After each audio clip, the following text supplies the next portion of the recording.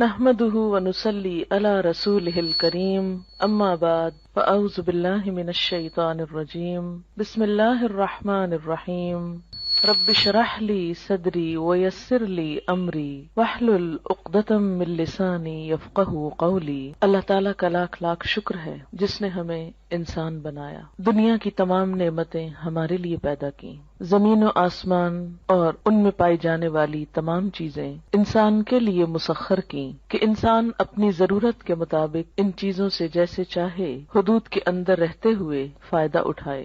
پھر اس کا ہم پر بہت بڑا احسان ہے کہ اس نے ہمیں مسلمان بنایا۔ مسلمان اس شخص کو کہتے ہیں جو دین اسلام پر ہو، اور اسلام کا معنی ہے پیس، امن۔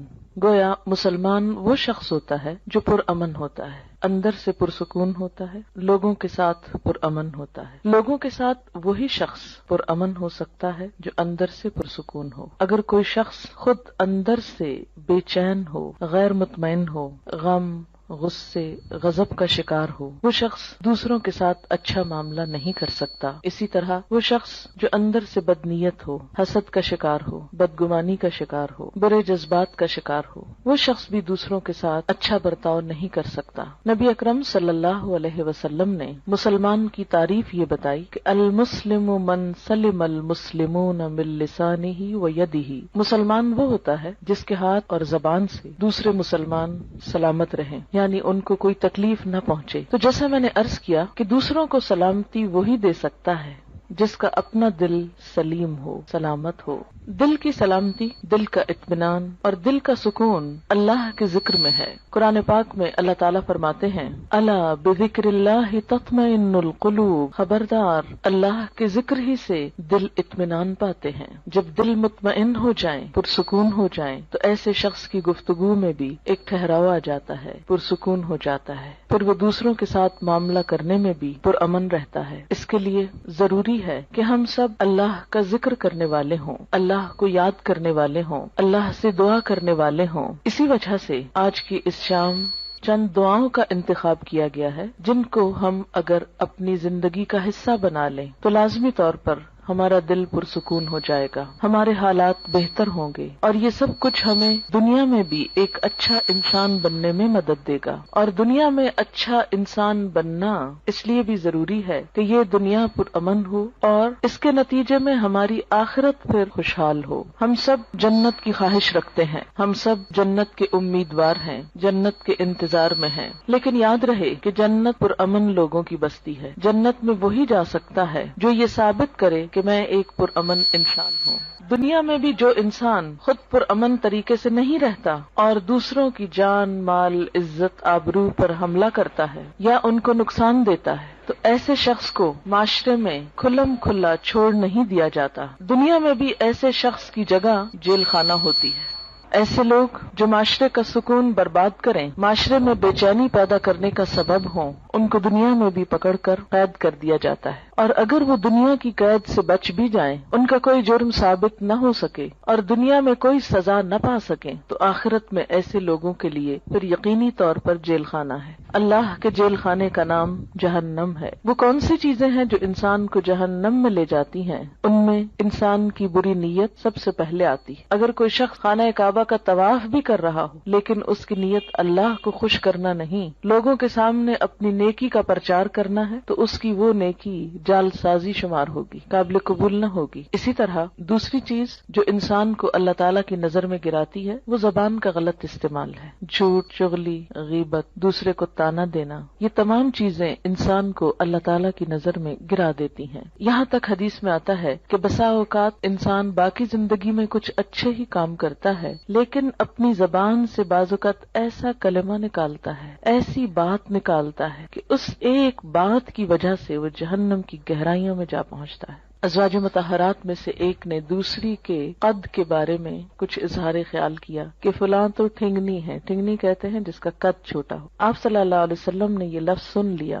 آپ نے فرمایا تم نے اتنی سخت بات کی ہے کہ اگر اسے سمندر میں بھی ملا دیا جائے تو اس کا پانی بھی کڑوا ہو جائے. لیکن ہمارے عام طور پر ماحول میں اس قسم کے تبصرے کسی کے ناک پہ، کسی کے جسم پہ، کسی کے قد پہ، کسی کے رنگ پہ، کسی کی چال پہ، کسی کی لباس پہ کس قدر عام ہے. اور کبھی ہم نے منہ سے ایسے غلط لفظ نکالتے ہوئے سوچا بھی نہیں کہ ہم کوئی بری بات کر رہے ہیں. ہم کہتے ہیں تو کیا ہوا، وہ ایسے نہیں ہے، میں کوئی جھوٹ کہہ رہا ہوں، اور یہ کہہ کر اپنے آپ کو مطمئن کر لیتے ہیں اور پھر رواں تبصرے شروع کر دیتے ہیں. عام طور پر گفتگو کا موضوع لوگ ہوتے ہیں اور لوگوں کے ظاہر پر، حالت پر، شکل و صورت پر زیادہ تبصرے ہوتے ہیں. ان تمام اخلاقی برائیوں سے بچنے کے لیے ضروری ہے کہ انسان اللہ تعالیٰ سے مدد مانگے، اللہ تعالیٰ سے مدد لے. قرآن پاک میں اللہ تعالیٰ فرماتے ہیں کسی بھی مشکل سے نجات پانے کا جو ذریعہ ہے وہ ہے وَاسْتَعِینُوا بِالصَّبْرِ وَالصَّلَاةِ، مدد مانگو صبر کے ساتھ اور نماز کے ساتھ.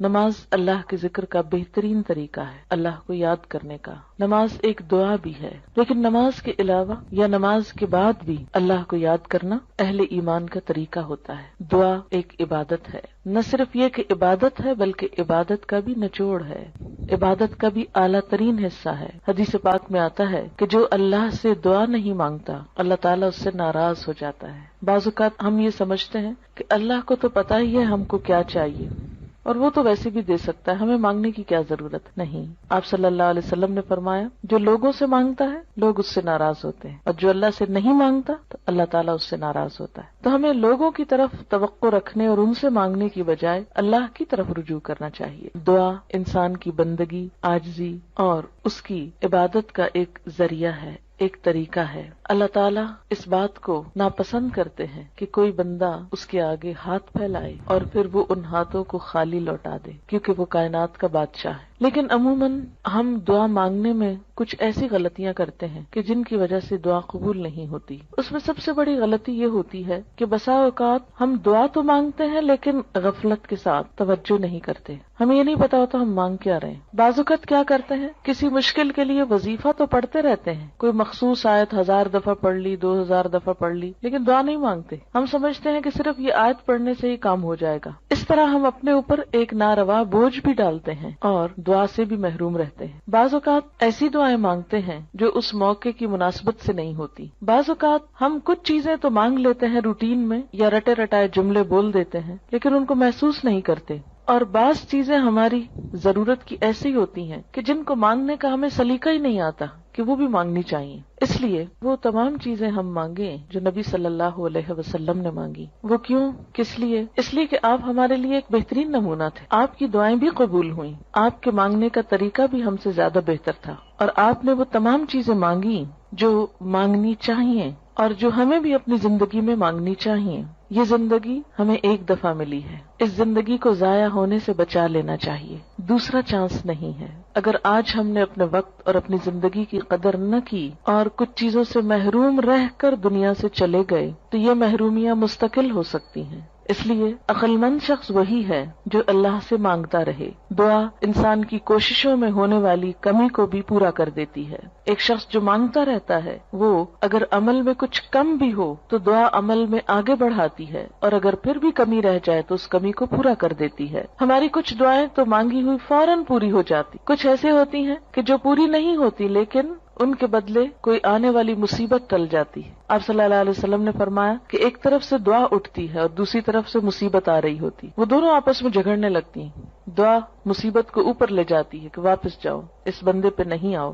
اور مصیبت اترنا چاہتی. پھر فرمایا جس میں زیادہ زور ہوتا ہے وہ دوسرے کو دبا لیتی. اگر دعا میں طاقت ہے، دعا میں قوت ہے، شوق ہے تو وہ مصیبت کو واپس لے جائے گی. اور اسی طرح اگر دعا پھیکی ہے، ڈھیلی ڈھالی ہے، یا مانگی نہیں یا پوری نہیں تو پھر مصیبت آ جاتی ہے. تو دعا کا ایک فائدہ کیا ہے؟ بسا اوقات وہی چیز مل جاتی جو ہم مانگ رہے ہوتے ہیں. بعض اوقات وہ تو نہیں ملتی، وہ جا رہی ہوتی ہے لیکن راستے میں وہ ایک آنے والی مصیبت کو واپس لے جاتی. مثلا انسان پہ کوئی بیماری آنے والی ہوتی اور انسان کو نہیں خبر کہ اس کے ساتھ یہ ہونے والا ہے. انسان کچھ اور مانگ رہا ہوتا ہے، مال مانگ رہا ہوتا ہے، اولاد مانگ رہا ہوتا ہے، گھر مانگ رہا ہوتا ہے، یا جو ہماری عام روزمرہ زندگی میں مانگنے کی چیزیں. اب اس کو وہ تو نہیں ملتا جو وہ مانگ رہا ہے، لیکن وہ مصیبت ٹل جاتی ہے جو آنے والی تھی، کیونکہ اگر وہ آ جاتی تو یہ مانگی ہوئی چیز ملنے کے باوجود وہ اس کی خوشی نہ دیکھ سکتا. مثلاً اگر ایک انسان کی موت آ رہی اور وہ زندگی نہیں مانگ رہا، وہ گھر مانگ رہا ہے. اگر اس کی دعا اسی طرح قبول کر لی جائے، اس کو ایک اچھا گھر مل جائے، لیکن گھر ملتے ہی اس کی زندگی باقی نہ رہے، تو اس کو اس گھر کے ملنے کا کیا فائدہ ہوا؟